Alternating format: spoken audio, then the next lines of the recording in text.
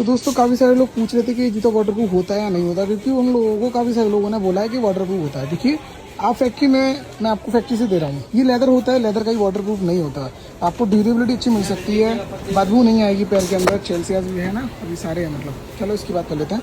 तो जो लोग आपको ये बोल रहे हैं ना कि वाटरप्रूफ है, तो भाई उनको बोलो लेदर का ही वाटरप्रूफ नहीं होता। पैडिंग मिल सकती है आपको फुल डे कंफर्ट के साथ, फ्री सूसाना मैं दे सकता हूँ, एक अच्छी रेट में आपको दे सकता हूँ, जो कि इसकी एमआरपी रहने वाली है आपकी करीब करीब 2899।